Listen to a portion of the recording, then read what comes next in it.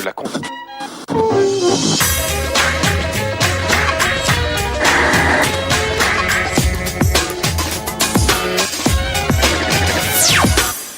Salut à tous, samedi 12h45, plus clair, bienvenue pour toute l'actu média, les images, nos enquêtes, les coulisses et bien sûr nos invités. Au sommaire aujourd'hui, pour commencer, comme chaque semaine, l'essentiel de l'infomédia en images et en 5 minutes, c'est notre Média Mix, avec dans l'actu Jean-Paul Gaultier et Julien Lepers, c'est le duo de choc choisi pour présenter l'Eurovision. Édouard Balladur revient à la télé, c'est dans un doc sur Mai 68. Zoom cette semaine sur un dîner presque parfait. M6 a enfin trouvé la recette pour faire trembler la concurrence en fin d'après-midi. Enquête sur un succès que personne n'attendait. 1 an de sarkozysme, 1 an que le président et les journalistes jouent à Je t'aime moi non plus. Pour souffler cette bougie anniversaire, 2 observateurs qui en ont fait un livre et une émission radio. Olivier Duhamel et Michel Field. Invité de plus clair également Bruno Gassio. L'ex-auteur des Guignols s'est reconverti dans la fiction française. Son dernier bébé, une comédie sur l'industrie du X. Et bien sûr vos autres rendez-vous, le zapping, l'ITV Télé cette semaine, Evelyne Delia et Cyril Lignac, l'Observatoire des séries, la Webzone et notre Télé des voisins. Nous avons rencontré le Jean-Pierre Foucault indien. Voilà pour le menu. On commence tout de suite avec l'actu de la semaine, résumé et mixé par Plus Clair. C'est le Média Mix, préparé par Christelle Rebière et Théodore Bourdeau. C'est parti. Lundi soir, TF1 a réalisé le carton de la semaine, toutes chaînes confondues, avec 34,6% de part d'audience. C'est pas vrai. Un score digne d'un match de foot, et pourtant, il avait beau y avoir un ancien footballeur à l'affiche, le Papillon Noir, qui a attiré 8 600 000 téléspectateurs, était d'abord un excellent polar. Le scénariste commence à s'inquiéter et se demande si ce type n'est pas un tueur. Cantona, en vagabond taciturne, est allé droit au but. Ça suffit, tu veux qu'on parle, on va parler. Il faut dire qu'en face, France 2 avait exceptionnellement troqué les enquêteurs de FBI contre les Molières. Et même s'il y avait du suspense... Le Molière est attribué à... Et de l'émotion... Merci beaucoup. À peine 2 millions de téléspectateurs ont suivi la cérémonie. C'est Canto qui leur a fauché toute l'audience. Mercredi, M6 nous a offert la séquence Cato de la semaine. J'ai envie de faire caca là, depuis tout à l'heure. C'est intéressant, donc on va te laisser y aller. Christophe, fraîchement éliminé, avait une envie pressante de s'amuser. Les téléspectateurs, beaucoup moins. Avec à peine 15,6% de part d'audience et 3 550 000 téléspectateurs, la nouvelle star a réalisé un score très moyen. Et c'est de pire en pire chaque semaine. La semaine dernière, Cindy Sander avait allumé des... dans les yeux de 800 000 personnes de plus. L'Eurovision toujours plus décalée. Après la polémique sur Sébastien Tellier, le candidat français qui chante en anglais, France 3 a fait encore plus fort. Mercredi soir à La Cigale, nous avons rencontré l'improbable duo de présentateurs de l'Eurovision 2008, Julien Lepers et Jean-Paul Gaultier. C'était leur première rencontre et le show annuel Varietto Kitscho Cathodique s'annonce bien déjanté. La la la la la la la la la la la. Ding dong. Ça c'est ça. On se connaissait pas du tout, on se connaît grâce à l'Eurovision et je suis grâce heureux. à la musique aussi. Oui, grâce à la musique. Je connais les talents musicaux de monsieur. Grâce à notre passion commune qui est la musique. Parce qu'il regarde l'Eurovision chaque année. Depuis que je suis tout petit, je ne potasserai pas. Je crois que je me souviens de plein de souvenirs des gagnants, des non-gagnants, de tenues aussi, parce que je vais faire quand même mes commentaires par rapport aux tenues. Je suis là surtout pour dire ce que j'en pense un peu de leur élégance, de leur kitscherie. Quelquefois, c'est à mourir de rire. Par contre, une chose qu'il faut faire attention, c'est surtout ne pas parler pendant les dernières minutes là où il y a le suspense de fin, ou les derniers 12 points. À ce moment-là. La chanson commence, on s'arrête. Voilà. Elle termine, on commence. Voilà. C'est déjà le b.a.-ba. L'Eurovision et son numéro de duettiste, c'est le 25 mai sur France 3. Mardi, à la une du Monde, Plantu caricature Jean-Pierre Elkabbach. Le président d'Europe 1 se retrouve en Oussama Ben Kabbach, en train d'annoncer prématurément la mort du chef de l'État afghan Hamid Karzai. Une allusion à l'annonce tout aussi prématurée de la mort de Pascal Sevran la semaine précédente. Le lendemain, Jean-Pierre Elkabbach dénonce dans les colonnes du Monde une calomnie et une insulte. Jean Plantu, lui, ne regrette rien. Aujourd'hui, je me bats pour qu'on puisse aider, dans nos petites images, faire passer l'idée qu'on peut avoir une opinion, ne pas faire plaisir, d'accord, mais c'est une opinion qu'on met en avant et qu'on assume, parce que c'était aussi un éditorial. Mardi prochain, Jean-Pierre Elkabbach devra s'expliquer sur l'affaire Sevran devant le CSA. Mardi, France Télévisions recevait l'un des acteurs clés de mai 68. Non, Édouard Balladur n'était pas un dangereux anarchiste, mais conseiller aux affaires sociales du Premier ministre Georges Pompidou. De son récit L'Arbre de mai a été tiré un docu-fiction diffusé le 25 mai sur France 3. On avait le sentiment de la révolte de tout un peuple. Édouard Balladur, amateur de docu-fiction. Étonnant, non ? C'est un exercice délicat, parce qu'il faut que la fiction ne trahisse pas la réalité. J'ai eu l'impression que ça n'était pas le cas et que c'était réussi. On y retrouve un Balladur jeune. Les plus enragés contaminent les étudiants. Ils craignent que l'insurrection tourne à la guerre civile. Mais surtout la crise vue du côté du pouvoir. Certaines scènes ont d'ailleurs été tournées à Matignon. Bref, une vision de mai 68 inédite. Il ne faut pas oublier que mai 68 est quand même une sorte de réussite dans la conduite politique d'un pays, puisque la France a pu sortir de tous ces troubles, qui étaient les plus graves de ceux qu'elle avait connus depuis longtemps, finalement dans les moins mauvaises conditions possibles. Dernière surprise, le producteur, Endemol, celui du Loft et de la Starac, cherche à élargir son répertoire. Endemol France était la seule filiale du groupe Endemol Monde à ne pas faire de fiction. Donc c'est plutôt la filiale française qui rejoint finalement ce que fait le groupe. L'Arbre de mai, c'est le 25 mai sur France 3. Ce soir, France 2 a un objectif à battre. En retransmettant en direct Tailleur pour Dames, la pièce de Feydeau, la chaîne doit attirer au moins 5 400 000 téléspectateurs. C'était le score de Faisons un rêve diffusé à l'automne. Mercredi, nous sommes allés suivre les répétitions de ce nouveau genre télévisuel. C'est un territoire inventé, le théâtre à la télévision. Ce n'est pas le territoire du théâtre et ce n'est pas le territoire de la télévision. C'est un mariage, c'est une liaison momentanée. Donc on crée un troisième territoire qui est un mélange des deux et qui, en principe, devrait pouvoir contenter tout le monde. Les comédiens, eux, joueront ce soir devant les 750 personnes du public et 9 caméras. On n'a pas le droit de se tromper. Quand on est, par exemple, simplement, si on peut dire, au théâtre, on fait une petite faute ou quoi, hop, on se rattrape et les gens ne voient rien. Et là, c'est pas toujours évident. J'ai les foies. C'est vrai ? Plus que pour une pièce de théâtre classique ? Non. En fait, non, je crois pas. Je crois que c'est pareil. On a toujours le trac avant une première, donc voilà. J'ai plus peur. Pourquoi ? C'est une bonne blague. Vous ouvrez une porte, il y en a 750 devant vous et peut-être 5,5 millions derrière. Et les répétitions sous la direction du metteur en scène Bernard Murat ont lieu dans les conditions du direct. Attention, on y va. Elle se réveille. Qu'est-ce qui est arrivé ? Les portes qui claquent, c'est ce soir à 20h50 sur France 2. Tant pis, je dis tout. Chaque jour, en fin d'après-midi, M6 atteint des niveaux d'audience inégalés depuis le Loft. Un dîner presque parfait, la recette du succès. Au départ, rien ne destinait ce programme adapté d'un format étranger à un tel carton. Les secrets de cette réussite, les dommages collatéraux, décryptage avec Julien Dugast. Depuis le 11 février sur M6 à 17h55, voilà ce que l'on peut voir. Ça s'appelle un dîner presque parfait et ça cartonne. Je trouve cette idée géniale, mais on veut, moi, de pas l'avoir eue. Une idée archi simple, 5 personnes qui ne se connaissent pas se reçoivent à tour de rôle pendant une semaine. Ça peut donner beaucoup d'idées aux gens. Le 25 avril, M6 était première sur l'ensemble du public. Et jeudi dernier, toujours en tête, l'émission réunissait 30% des ménagères de moins de 50 ans. Je pense que personne s'attendait à que ça marche aussi bien, aussi vite. Un événement, M6 première à 18h, ça faisait 7 ans que ça n'était pas arrivé. À l'époque, il s'agissait de Love Story. Elle fait bien bomber, Ah non, moi j'aime pas les mecs musclés. Ah non, j'aime pas. Mais alors, pourquoi et comment un dîner presque parfait est-il devenu l'arme fatale d'M6 en avant-soirée ? Premier élément de réponse, un enfant de 5 ans peut comprendre l'idée de l'émission. On se reçoit et on se note. Je vais quand même y mettre peut-être une 7 parce que c'est le premier soir, c'est pas facile. Tout y passe, la déco, l'ambiance et bien sûr le repas. Généralement, les concepts les plus simples, c'est ceux qui sont les plus forts. C'est l'autre secret de ce programme, l'identification joue ici à plein. Quand on est sorti du dîner, on a débriefé avec son amoureux dans la voiture en disant non mais quand même, Gertrude, elle avait une pas si jolie robe que ça, le beefsteak n'était pas trop cuit, ou la déco c'est quand même chouette, et puis en fait sa bouillabaisse elle était fantastique.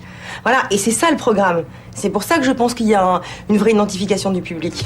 Malin, on surfe sur 2 thèmes très à la mode en télé, la déco et la cuisine, le tout de façon accessible, c'est mieux. Et puis là, en plus, on ne parle pas de grands chefs avec des choses impossibles à faire. Ce sont des gens comme vous et moi. On rentre dans l'intime de plein de personnes. On découvre plusieurs manières de recevoir. Et ça, la ménagère adore, à tel point que TF1 a déprogrammé en catastrophe son jeu Un contre 100 qui était Face au dîner, remplacé par une série américaine avec Jennifer Love Hewitt. Son père est au courant. Ça va se finir en bagarre.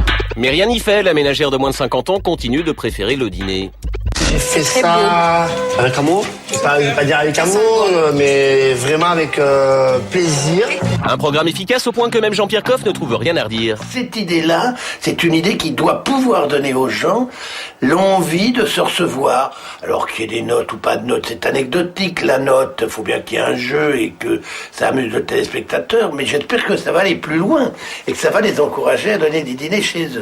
Garder le principe de ce dîner mais sans les caméras, ça permet d'éviter les mauvaises surprises. Finalement, moi j'ai passé une très très bonne semaine. J'ai eu l'impression en tout cas que tout se passait bien, qu'il n'y avait vraiment pas d'anicroche. Et quand j'ai entendu les commentaires des autres participants... Pour l'ambiance de la soirée de Corélie, ça correspond pas du tout à mon style, je dirais, d'ambiance autour d'un repas.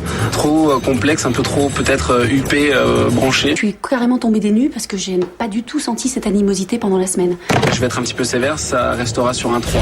Et cette adaptation d'un programme anglais diffusé sur Channel 4 depuis 2005 offre l'avantage d'être déclinable à l'infini, la même mais avec des stars, ou encore comme en Allemagne, à la place du repas, on organise des vacances, de versions qui pourraient arriver sur M6. En attendant, la chaîne nous préparerait un résumé de la semaine pour le week-end, et pour les déclinaisons, il faut voir. On regarde tout, on imagine tout, on imagine même des déclinaisons qui n'ont pas été faites dans d'autres pays, et puis ensuite on les propose à la chaîne, et c'est la chaîne qui dispose. Un an que Nicolas Sarkozy est à l'Élysée. Un an d'hyper-présidence, hyper médiatisée. Jamais un président de la République n'a autant été vu, entendu, commenté, photographié. Jamais un président de la République n'a été si mal coté au bout de si peu de temps. Retour sur une année de coups d'éclat médiatiques en images. Et pour en parler en plateau, Olivier Duhamel et Michel Field. Ils sont les auteurs d'un livre au titre explicite, Le Sarkozysme. Et ils décryptent chaque dimanche matin sur Europe 1 ces relations complexes entre médias et politique. L'émission s'appelle Mediapolis. Merci à tous les deux d'être venus sur Merci de l'invitation. Le plateau de Plus Clair. Dans votre livre, on va le montrer, Le Sarkozysme. Voilà, c'est aux éditions du Seuil. Et dans votre émission, vous décryptez, vous analysez ces relations d'amour, haine entre Nicolas Sarkozy et les médias. Il y a eu des hauts et des bas, on va dire, cette année. Comment vous qualifieriez le climat en ce moment, aujourd'hui ? Je pense qu'on est passé d'un moment où Nicolas Sarkozy a su raconter une histoire aux Français. C'est un peu le thème du livre. On essaye de montrer comment la campagne présidentielle s'est vraiment construite comme un feuilleton avec des épisodes extrêmement maîtrisés, des images.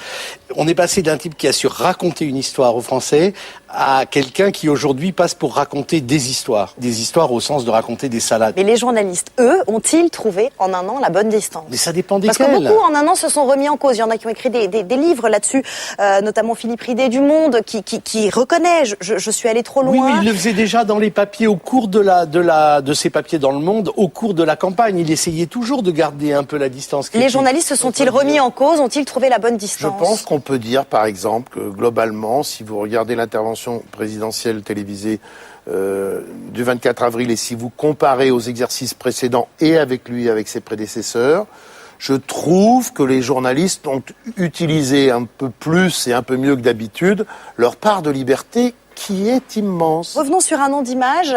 Il y a un an, le premier secrétaire du Parti socialiste dénonçait le coup d'éclat permanent du président de la République. Il est vrai que Nicolas Sarkozy avait choisi pour stratégie l'omniprésence médiatique. Ça lui a parfois coûté cher. Retour sur les moments forts de ce début de quinquennat, vus par les journalistes qui étaient dans les pas du président avec Karima Hamzaoui. Un an de présidence avec Nicolas Sarkozy, ce sont parfois des images chocs qui se racontent comme un feuilleton télévisé. Nicolas Sarkozy est élu nouveau président de la République. 6 mai 2007, 1h30 après la victoire, bain de foule médiatique au Fouquet's, un endroit atypique pour un président fraîchement élu. Michel Scott, journaliste à TF1, le suit à la trace. Patrick, est-ce que vous m'entendez? Très bien. Le cortège longe les Tuileries et reviendra vraisemblablement par la rue de Rivoli. Alors finalement, pas la rue de Rivoli. Il y a 50 motards qui se jettent à la suite de cette voiture. Jusqu'au moment où ils rentrent dans les jardins des Tuileries, on est dans un joyeux chaos. Et on a vraiment le sentiment que tout peut arriver, qu'on peut même peut-être l'interviewer, qu'il peut descendre de voiture, mais ensuite, vraiment, les choses ont changé. Il endosse les habits de président et son cortège devient véritablement présidentiel. En mai, Nicolas Sarkozy prend quelques jours de vacances avant son investiture sur le yacht de son ami Vincent Bolloré, industriel et patron de presse. L'heure est à la polémique. L'Express titre Sarkozy tient-il les médias? Explication. C'est pas dans le contexte médiatique que le contexte politique qui nous incite à faire cette une. D'abord, il y a l'effet Fouquet's. Il y a cette soirée de victoire du 6 mai de Nicolas Sarkozy où dans les Happy Few qui sont autorisés à participer à la joie présidentielle toute nouvelle au Fouquet's, il y a beaucoup de patrons de médias. Et puis une idée qui, elle, est une idée fausse, mais qui se répand à gauche, qui est que si Nicolas Sarkozy l'a emporté face à Ségolène Royal, c'est grâce aux médias ou à cause des médias. La communication élyséenne, jusqu'à présent hyper maîtrisée, commence à s'emballer. Fin octobre, à la télévision américaine, Nicolas Sarkozy écourte une interview accordée à la chaîne CBS et s'en prend à son ancien porte-parole, David Martinon. Quel imbécile. 26 novembre, après 6 mois de présidence, premier bilan pour Nicolas Sarkozy devant 19 millions de téléspectateurs. Il est interviewé par PPDA et Arlette Chabot. On est encore vraiment dans une phase où l'impact médiatique de toute intervention de Nicolas Sarkozy est énorme. En 6 mois, les images qui retiendront l'attention des Français, une poignée de main à un président américain, des rumeurs de séparation, puis un divorce avec Cécilia, mais aussi un échange musclé avec un pêcheur du Guilvinec. Enculé! C'est toi qui as dit ça? Bah descends un peu le dire. J'étais au Guilvinec parce que j'ai estimé que c'était le rôle du chef de l'État d'aller voir des pêcheurs qui étaient en train de mourir. La fin du mois de novembre, c'est la période où on a commencé à s'interroger à la fois sur le style du président, parce qu'on l'a vu à la rencontre de Français en colère, comme il le faisait pendant la campagne. Deuxièmement, il y avait la personnalité du président et sa vie personnelle, le poids de sa vie personnelle sur l'exercice du pouvoir. Et la troisième, c'est celle autour du « va-t-il tenir sa promesse ? Je suis le président du pouvoir d'achat ». Le 8 janvier, le président présente ses vœux à la presse. Entre-temps, le colonel Kadhafi est passé à Paris, créant la polémique, et la vie privée du président a de nouveau fait la une des journaux. Dans la salle, Laurent Geoffrin, patron de Libération, prend la parole. Une joute verbale entre le président et le journaliste qui va laisser des traces. Au fond, est-ce que vous n'avez pas instauré une forme de pouvoir personnel, pour ne pas dire une monarchie élective? Voici une question modérée. C'est une espèce de perversion du genre où les journalistes qui sont censés mettre en question le pouvoir se mettent de son côté. C'est plus la monarchie, monsieur Geoffrin. Faire une intervention comme ça pour me répondre, qui dure 7-8 minutes en citant 17 fois mon nom. Mais monsieur Geoffrin. Sur le moment, les gens étaient apitoyés. Oh mon pauvre, tu t'es fait lacérer en place publique, c'est terrible. Hein. Et donc au bout d'un certain temps, les gens ont vu qu'ils sortaient des cadres légitime du débat démocratique. Le 2 février, le président se marie avec Carla Bruni sans caméra, une union perturbée par le fameux SMS mis en ligne sur le site internet du Nouvel Observateur. Une semaine plus tard, l'un de ses dirigeants regrette. C'est une dérive, c'est un raté, c'est un accident, c'est une erreur. Dans la foulée, Carla Bruni accorde sa première interview au magazine L'Express, un numéro vendu à 200 000 exemplaires, un record. On n'a pas publié la première interview de Carla Bruni, on a publié la première interview de Carla Bruni-Sarkozy. Elle savait exactement ce qu'elle voulait faire, c'est-à-dire une première interview de première dame. Le 23 février, au Salon de l'Agriculture, le président se lâche et insulte un visiteur. Les 26 et 27 mars, direction Londres, changement d'image, fini le bling-bling. 24 avril dernier, Nicolas Sarkozy maintient le cap de son changement d'image médiatique. 11 600 000 téléspectateurs suivent son mea culpa. J'ai sans doute fait une erreur, j'essaie de corriger mes erreurs. Sans doute ai-je une part de responsabilité. Le lendemain de cette intervention, un sondage CSA révèle que seulement 52% des Français ont été convaincus par les arguments du président. Si j'avais un conseil à donner à Nicolas Sarkozy, c'est de pas se laisser abuser par les tout prochains sondages. C'est une affaire de longue haleine. La reconstruction d'une image, ça prend du temps et ça demande des efforts constants. Revenons sur quelques temps forts. Exemple, David Martinon, rappelé alors devant les journalistes américains de 60 Minutes, c'était sur CBS, devant les caméras, dérapage ou simple incident qui n'aurait jamais dû être filmé? Il n'y a plus de hors-champ avec Sarkozy. C'est ce qu'on essaye d'expliquer. On le montre même dans le livre avec des analyses d'images. Tout est comme ça, tout est sur l'écran. Donc, à un moment donné, traiter son conseiller d'imbécile devant des caméras qui sont en train de filmer parce qu'il a été pris à partie par une journaliste alors qu'il ne voulait pas être interrogé sur sa vie privée, pour Nicolas Sarkozy, ça ne pose aucun problème. Il est même prêt à le théoriser comme une avancée dans la transparence et la non-duplicité. Pour tout le monde, à part lui, c'est choquant parce qu'à un moment donné, des limites doivent être mises entre la vie privée et la vie publique, entre le privé et l'intime, entre ce qu'on dit à des collaborateurs en privé et ce qu'on leur dit en public. Sa plus grosse erreur de com cette année, en tant que président installé à l'Élysée? Casse-toi pauvre con, parce que je crois que dans l'expression pauvre con, dans la mesure où il avait quand même tout le début du quinquennat, le yacht de Bolloré, le rapport à l'argent, ce qui se connote dans pauvre con de la part d'un anonyme, c'est-à-dire non seulement t'es con, non seulement t'es anonyme, mais t'es pauvre, parce que c'est ça qui a résonné dans l'allocution pauvre con, même si c'est pas ça qu'il voulait dire. Ça, je crois que ça a fait des dégâts considérables. Son coup de maître médiatique. Parce que tout de même, il connaît la machine. Il connaît. Vous le décrivez encore une fois comme quelqu'un qui maîtrise parfaitement cette machine. Il la connaît. Encore une fois, le livre est admiratif de la manière dont il a conquis le pouvoir en utilisant la machine. Moi, je pense que la machine se dérègle. Mais vraiment, le soir de sa victoire, à 20h. C'est pas vous qui avez changé d'analyse depuis? Non, je crois pas, parce que je pense que la séquence Fouquet's Place de la Concorde contient en germe tout ce qui va se passer là. Donc il y a un moment donné, mais ça ne serait pas le premier, qui vit une sorte d'appel d'air considérable, parce que tout s'est mobilisé pour la victoire. Et en fait, à partir de la victoire, il y a un dérèglement total de la mécanique. On peut quand même vous donner un exemple, disons, de coup médiatique réussi dans la correction de tir à 180 degrés, qui est le voyage en Angleterre, Buckingham Palace et le château des Windsor. Là, le travail joué par les deux personnages, évidemment, il est un peu surjoué de l'un et de l'autre. Est-ce que c'est pas un peu facile de la part des journalistes de louer la bête médiatique il y a un an et aujourd'hui de ne relever que les gaffes et de le clouer au pilori? Mais ils font pas que ça, ils ne relèvent pas que les gaffes, arrêtez. Je parlais de son image et de sa communication, on en revient toujours à ça. On disait c'est une bête médiatique. Aujourd'hui, on relève le moindre faux pas. Excusez-moi, relisez l'ensemble des commentaires qui ont suivi l'intervention télévisée du 24 avril. Les 3/4 d'entre eux sont des commentaires élogieux sur la réussite du changement de style, la réussite du passage au président, et beaucoup plus élogieux que ce qu'ont ressenti les Français. Ce qui a changé aussi, c'est l'émergence d'un nouveau type de président, le président people. Alors il y a eu l'épisode Cécilia, Carla, on va pas raconter toute l'histoire. Ah non, par pitié. Non, par pitié.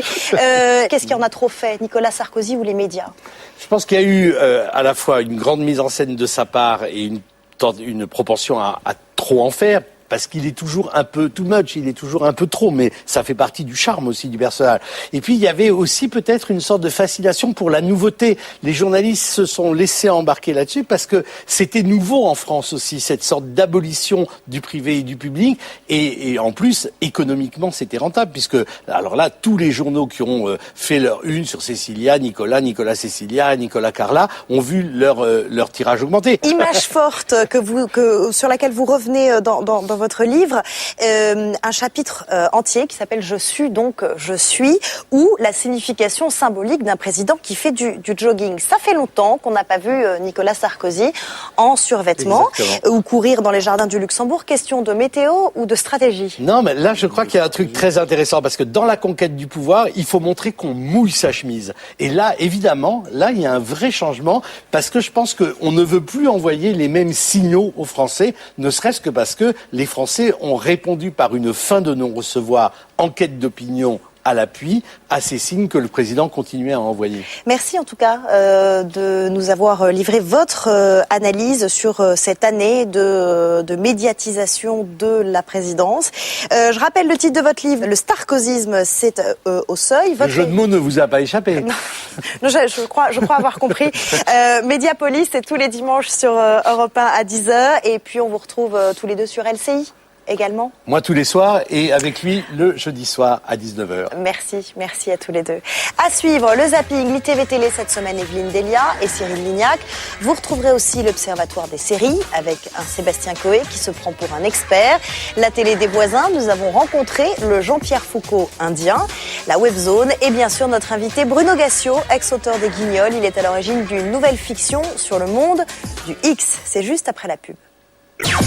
Retour sur le plateau de Plus Clair et tout de suite, comme promis, le zapping. Quand deux personnalités de la télé font les questions et les réponses, ça donne l'ITV Télé cette semaine. Evelyne Delia et Cyril Lignac, on regarde. Quel est ton rituel avant de passer à l'antenne?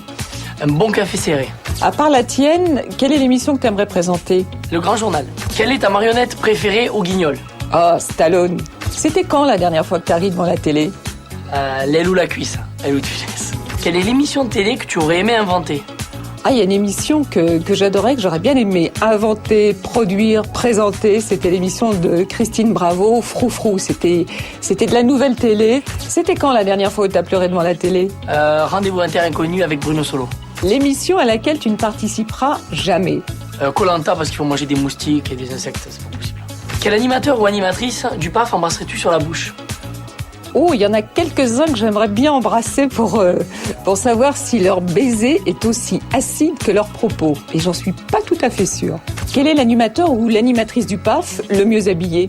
Anne-Sophie Lapix. Y a-t-il un animateur télé que t'aimerais relooker? Charlie et Lulu, c'est pas possible. Quel est selon toi l'homme politique qui ferait un bon animateur télé? Alors là, moi je vois très très bien Bernard Kouchner animer une émission de Julien Courbet. À mon avis, ça le fera vraiment, hein, sans aucun doute. Quelle est, selon toi, l'émission la plus idiote du PAF? Confession intime. Avec quelle personnalité t'as-t-on déjà confondu? Pierre Palmade. Pleine forme. Quelles sont les initiales de ton pire ennemi dans le PAF? Ouh, mon pire ennemi, celui que je déteste. Ses initiales, CN. La télévision est-elle un univers impitoyable? Oui. Quel est ton rituel avant de passer à l'antenne? C'est de boire. De l'eau, bien sûr, pour parler de la pluie. Voilà, interview croisée réalisée par Alexandre Pérez. Evelyne Delia, c'est le rendez-vous météo de TF1 du lundi au jeudi. Quant à Cyril Lignac, vous le retrouvez tous les samedis à 12h30 sur M6 dans Chef la recette. Le vendredi 9 mai, dans son émission Coé retourne la télé, l'animateur de TF1 va revisiter à sa façon plusieurs programmes, dont la série Les Experts Miami. Il va se prendre pour le boss de l'équipe de flics scientifiques, Horatio Caine, mais il n'est pas le seul à l'imiter. Aux États-Unis, c'est même devenu un sport national. Vincent Calvet.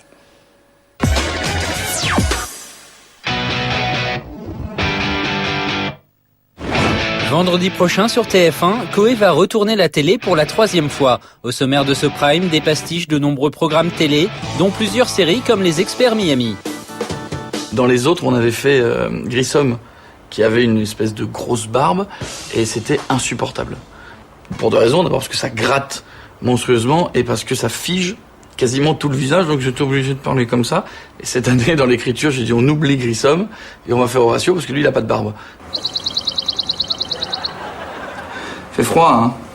Coé n'est pas le seul à se prendre pour un expert. On ne compte plus aujourd'hui le nombre de parodies de la série médico-légale, comme cet extrait d'un programme anglais. Ultraviolet light makes traces of steam and glow in the dark.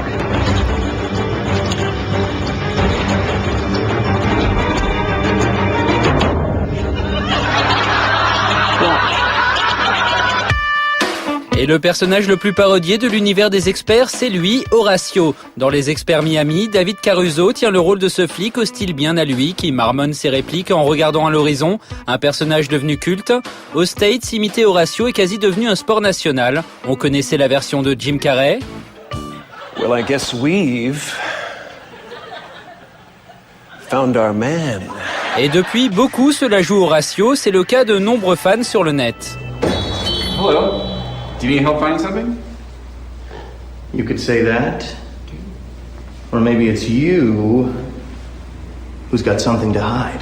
Dans ce reportage de la chaîne CBS, on peut même voir que les autres comédiens de la série s'y mettent aussi. Tell me, Frank.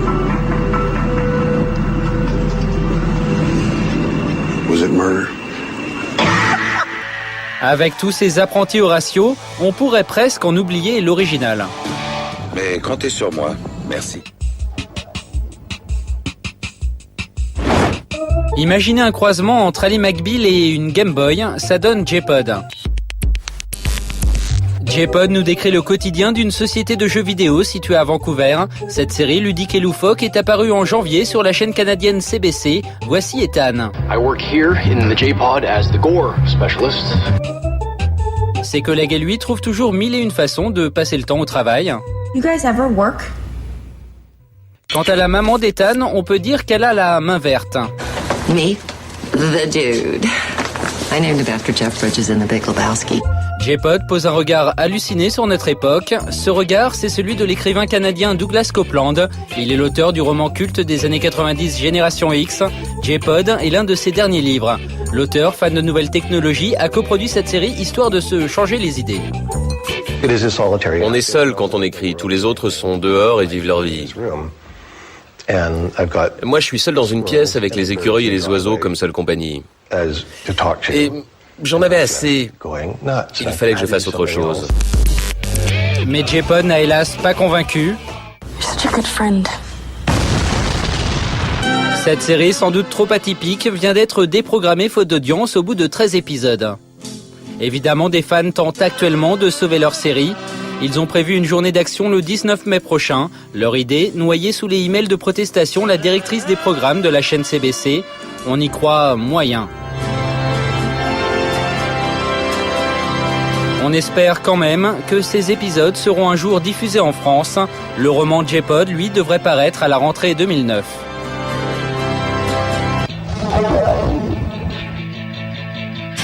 À partir de demain soir sur TPS Star, on va pouvoir découvrir Tell Me You Love Me.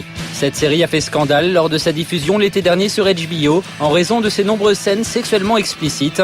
Mais Tell Me You Love Me est avant tout une étude de mœurs bien sentie sur trois couples qui se posent énormément de questions. Il y a les questions du quotidien, des questions auxquelles il faut se méfier avant de répondre. Did you know her, the waitress? Certaines questions sont censées être des réponses mais elles sonnent faux. What waitress? D'autres sont vraiment très personnelles. How was the sex the last time you had it? Il y a aussi des questions qui pourraient être des sujets du bac philo. You think they hated each other because they stopped having sex, or they stopped having sex because they hated each other? Et d'autres dont on connaît déjà les réponses. Do you really think you're never going to be attracted to anyone else for the rest of your life? Et enfin, des questions qui mettent toujours mal à l'aise celui ou celle à qui on les pose. Are you masturbating? Pour connaître les réponses, rendez-vous donc tous les dimanches à 22h40 sur la chaîne TPS Star. Une veuve BCBG se rend compte que l'entreprise de son défunt mari était en fait une société de production de films X. Et elle va reprendre le business. Ce scénario improbable, c'est celui de Hard, la nouvelle série maison de Canal+. Derrière ce projet se cache l'ex-plume des Guignols. Bruno Gassio a trouvé une seconde carrière en dépoussiérant la fiction française. Et il va nous en parler puisqu'il est ici avec nous. Il est l'invité de Plus Clair. Bonjour. Bonjour. Ça va bien ? Assez bien. Depuis votre départ des Guignols, le public ne sait pas forcément ce que vous faites depuis et que surtout que vous vous consacrez à la fiction. Est-ce que vous pouvez nous dire quel est votre job exactement maintenant ? Non. Mon job, c'est d'essayer de faire leur première fiction à des gens. Tous les gens qu'on voit dans la nouvelle trilogie, Hard, dont vous avez parlé, c'est une première fiction, une première écriture. Alors, la nouvelle trilogie, on va préciser ce que c'est. Depuis 2006, vous êtes avec le producteur Gilles Galu, l'homme qui pilote cette nouvelle trilogie. C'est quoi exactement? C'est 3 fictions chaque année? Alors, chaque année, on produit 3 mini-séries de 3 fois 26 minutes, sauf Hard, puisqu'on a inventé la trilogie à 6. Il y avait 6 épisodes. Ça s'appelle une sexologie. Sexologie, ça tombe bien. On s'était dit ça. Et en fait, il y a 3 épisodes de 26 minutes qu'on diffuse une fois par semaine en deuxième partie de soirée. Et on essaye de faire en sorte que les épisodes constituent, une fois réunis, un film. Avec une cohérence. Avec une cohérence qui va d'un point A à un point Z. Et en fait, on demande à des jeunes auteurs de nous faire un film que nous, on découpera en 3. Ils arrivent à se mettre dans cet exercice-là On est là pour les aider avec Gilles. Moi, j'ai une expérience dans l'écriture depuis 25 ans. Et même si c'est pas un film, Les Guignols, c'était un film. Pendant 16 ans, j'ai écrit un film et des personnages. Ça a duré 16 ans avec des personnages récurrents. Je pense qu'on peut le reproduire, en tout cas la méthode. Ça s'écrivait comme une série. Bah oui, ça s'écrit comme une série, puisque les personnages, il y a un personnage central qui était PPD, et autour tournaient des personnages secondaires avec des grands rôles, Chirac, et puis des petits rôles, je veux pas dire les petits rôles. La trilogie cette année, Hard, Doom Doom, En attendant demain. Commençons par Hard, le titre est assez évocateur. Est-ce que vous pouvez nous faire le pitch, comme on dit de nos jours? C'est sur le mensonge. Le mensonge et l'amour. C'est une femme qui perd son mari. Dans la première minute du film, elle perd son mari. À l'enterrement. Bah oui, dans la première minute, voilà, boum, le mec meurt. Dans la seconde qui suit, elle est à un enterrement où elle a donc toute sa famille, Vallée de Chevreuse, BCBG. Et quand on décadre un petit peu, on voit des femmes un peu trop blondes, avec des seins un peu trop refaits. On voit un travesti. On voit des jeunes gens un peu trop bronzés, un peu trop baraqués. Elle se demande qui sont ces gens qui connaissaient son mari visiblement puisqu'ils sont à l'enterrement. Et elle va découvrir le passé de son mari qui n'est pas celui qu'elle pensait. Voilà, il travaillait bien sur Internet, mais il vendait pas vraiment des voyages, il vendait plutôt du sexe. Parce que sur Internet, malheureusement, ce qui se vend le plus, c'est le sexe. On regarde un tout petit extrait, quelques images. Ouais. Et on continue d'en parler. Ouais. C'est papa, il meule. Sa digestion est peu efficace. Si son alimentation n'est pas suffisamment riche, Ah, c'est prêt, chérie. Tu vas prévenir ton père? Tu pourrais peut-être te bouger un peu, non? Oh, ça va. Papa! Papa! On coupe! J'arrive! Violette, on déjeune.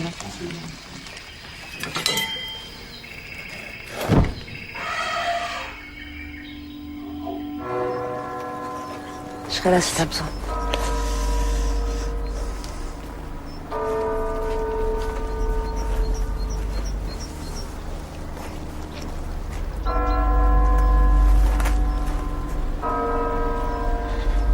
Désolé.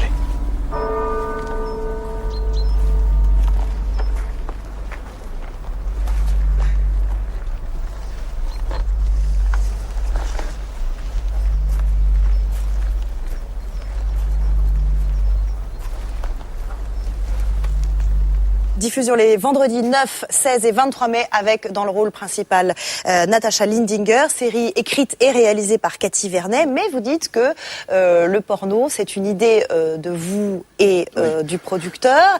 Est-ce que c'est pas un peu l'idée de base, l'argument facile, juste pour faire de l'audience? Alors, oui. On va mettre du sexe. Et comme ça... La vérité, comment c'est né? La vérité, la vraie vérité. C'est né après Les Interminables, qui était une série de la précédente trilogie où il y avait que des personnes âgées, de 80 ans. Et les gens regardaient pas beaucoup. Et on s'est dit, avec Gilles Galut, je dis, évidemment, si on mettait des femmes nues et de l'argent, par exemple, ça marcherait mieux. Ouais, et il me dit, oui, mais on va quand même pas faire un truc sur le porno. Et je dis, pourquoi pas? Et on a commencé à regarder comment fonctionnait l'industrie pornographique. Et il y a un monde, il y a un écosystème absolument inexploré. Donc ça valait le coup de le faire. Dans le dossier de presse de la nouvelle trilogie, il est écrit pas de flic, pas de toubib, pas d'instit, pas de juge. En gros... Et pas de personne de petite taille dont le métier serait ange gardien. On voit pas du tout de qui vous voulez parler. En gros, vous faites de l'anti-Joséphine Ange Gardien ou de l'anti-Julie Lescaut. Non, c'est pour rire qu'on dit ça. On dit ça pour que les auteurs qui viennent nous voir n'arrivent pas avec une série policière. Parce que les séries policières, c'est ce qui marche le mieux. Et tout le monde en fait. Essayons d'explorer des milieux que les autres n'explorent pas. Ça, c'est un vrai travail. Alors du coup, est-ce que l'autre extrême, c'est justement, vous vous dites, bah moi je veux tout faire sauf des séries américaines. Et Dieu sait s'il y en a aujourd'hui à la télévision. Si j'arrivais à faire une série américaine, au moins en qualité, en rythme et en professionnalisme, je serais très content. Hard s'en approche. Comment vous avez fait pour faire le tri parmi les 450 projets qui vous ont été envoyés? Il faudrait être avec nous. On lit, on transpire, on se dit, t'as vu ça? Tu l'as lu celui-là? Non. Ça parle de quoi? C'est des dieux qui seraient sur une planète. Oui, jette-le. Voilà, on fait ça, c'est purement subjectif. Et puis tout d'un coup, on a un coup de cœur, où quelqu'un vient nous voir en nous disant, je vois quelqu'un, il écrit un truc qui n'a pas d'intérêt, mais il écrit super bien. Et puis après, on plug les gens les uns sur les autres. Quand on a quelqu'un qui a fait un court-métrage qui nous plaît, il a un univers, on essaie de lui plugger avec lui 1, 2 auteurs. Parfois ça marche pas, donc on reprend les auteurs en disant bon, ça n'a pas marché cette fois-là, va te mettre avec celui-là, essaye ci, essaye ça. On essaie de créer des familles. Et là, on a une douzaine d'auteurs avec qui on travaille régulièrement déjà, et c'est vachement bien. Quelle est la différence fondamentale entre Bruno Gassio, la plume des Guignols, l'ex-plume des Guignols, et Bruno Gassio qui travaille sur la fiction? Vous le disiez, il y a un point commun, c'est un travail d'écriture qui finalement n'est pas si différent. Non, c'est pas très différent parce que j'ai formé des équipes d'auteurs au Guignol, et là, j'essaie de travailler avec des auteurs sur le long terme. J'essaie de me dire, ceux que je trouve aujourd'hui, dans 10 ans, ils me regarderont en disant « Je te connais, toi ?» mais ils auront fait 25 films, et je serai très content de ça. L'autre différence, c'est que je ne travaille plus contre, je ne critique plus, je fais. Et je suis devenu critiquable. C'est que maintenant, on peut mettre des tartes. Aujourd'hui, sur les plateaux de télévision, il y a beaucoup d'auteurs, humoristes, qui punchline, comme on dit. C'est-à-dire, ça consiste à faire la bonne blague au bon moment. Ouais. Au mieux. Je voudrais que vous me disiez ce que vous pensez de ceux que je vais vous citer. Ouais, ça y est. Et qui sont à la... Fâche-toi avec des gens. Eh ben, vas-y. Mustapha Stéphane Guillon dans Salut les Terriens. Guillon, j'aime beaucoup. Mustapha aussi, ouais, j'aime bien. Thomas Njijol, Le Grand Journal. Beaucoup. Jamel Comedy Club. Fabrice Eboué dans T'empêche tout le monde de dormir. Beaucoup. Ah, mais non, il ne faut pas me citer ceux-là. Non, mais si vous aimez tout le monde, c'est pas drôle. Non, mais c'est vrai, mais ceux-là, je les aime beaucoup. Laurent Ruquier, Sébastien Coé, je sais bien que ce ne sont pas seulement des punchliners, mais enfin, ils ont la double casquette. Ils sont à la fois chefs d'orchestre de leur émission et aussi humoristes. Ce que fait Ruquier et ce que fait Coé, je pourrais jamais. Ils sont à la radio des heures la journée. Ils sont à la télévision pendant des heures, en quotidienne, en hebdo. Mais comment ils font? Mais ils travaillent. Non mais oui, ils travaillent. Non mais c'est une maladie. Mais une maladie grave, une maladie... c'est une maladie très grave de vouloir à ce point occuper le terrain, là, mais tout le temps. Ils sont là tout le temps, partout. Vous pensez qu'ils devraient choisir, arrêter? Non, j'ai pas du tout... mais je constate que quand on fait plusieurs heures de radio et de télévision par jour, plus souvent en hebdo... C'est de la boulimie. Ah oui, il y a quelque chose il faudrait... J'aimerais bien connaître leur vie à ces gens-là. Quand est-ce qu'ils prennent le temps de faire l'amour correctement? Quand est-ce qu'ils prennent le temps de se promener, de flâner, de glander? Eh bien, nous leur demanderons quand ils viendront sur le plateau de Plus Clair. C'est intéressant, ça. Merci en tout cas, Bruno Gassio, d'être venu nous parler de cette fiction, de cette nouvelle trilogie qui arrive sur l'antenne de Canal en même temps que le printemps. Merci beaucoup. On passe à notre télé des voisins. 2000 fans l'attendaient lundi dernier devant le musée Grévin de Paris où était dévoilée sa statue de cire. Mais qui est donc cette superstar? Son nom, Shah Rukh Khan. Il est le présentateur le plus connu de la télévision indienne. Il présente le Qui veut gagner des millions version Bollywood et depuis peu l'adaptation de Êtes-vous plus fort qu'un élève de 10 ans? Nous l'avons rencontré, Théodore Bourdeau et Vincent Calvet.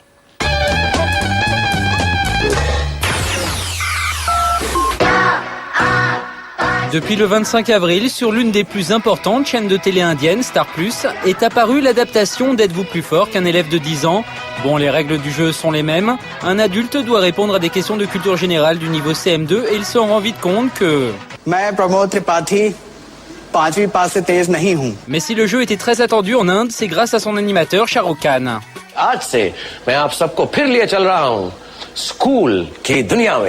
À 42 ans, il est l'une des plus grandes stars du cinéma indien.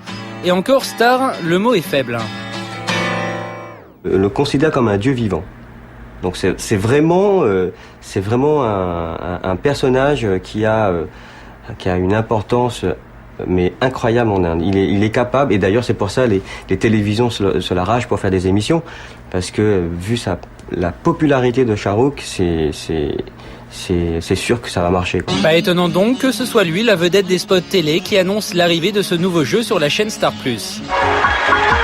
Et la France n'est pas épargnée par la Shah Rukh Mania, la preuve lundi dernier à Paris. Plus d'1 millier de personnes faisaient le pied de grue devant le musée Grévin, car oui, Shah Rukh Khan a fait le déplacement en personne pour inaugurer sa statue de cire. Shah Rukh Khan a fait ses armes en tant qu'animateur télé dans l'adaptation indienne d'un autre jeu bien connu, Qui veut gagner des millions. Jean-Pierre Foucault était donc tout naturellement présent lundi, histoire de saluer son homologue indien. J'étais très surpris de voir autant de monde, je dis c'est pas pour moi quand même. Eh bien non, je confirme, ce n'est pas pour moi.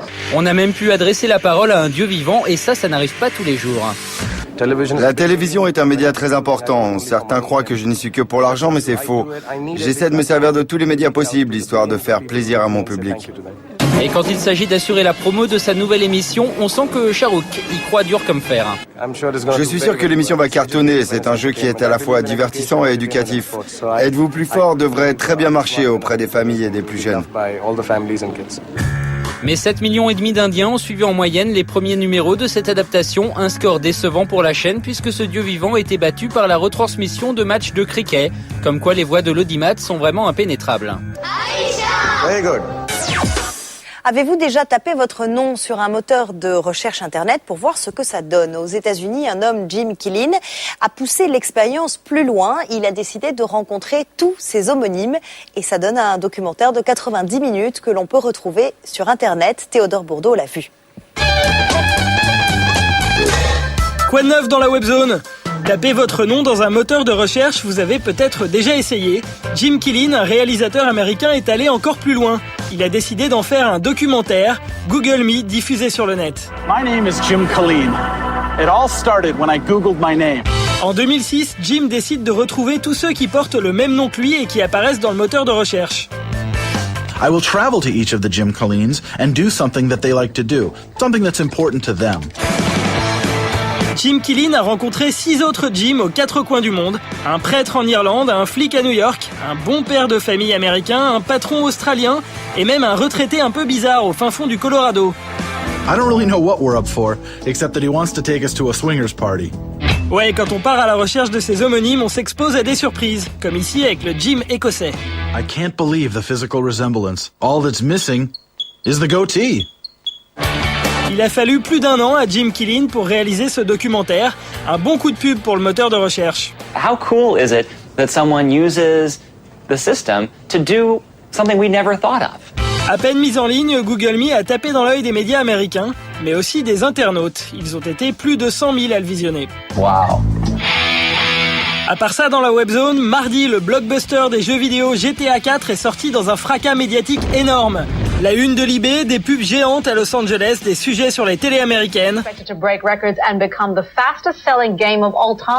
L'épisode 3 de GTA s'était déjà vendu à plus de 8 millions d'exemplaires. Un succès dû entre autres à la réputation sulfureuse du jeu. Fusillade, carambolage, dans GTA, le joueur se glisse dans la peau d'un voyou sans foi ni loi. Tellement violent que le jeu est interdit aux moins de 18 ans dans plusieurs pays. Idem pour le site web de GTA bloqué pour les mineurs. Ce qui n'empêche pas les fans de s'en donner à cœur joie sur le web, grâce à des parodies notamment. GTA en version moins de 6 ans par exemple.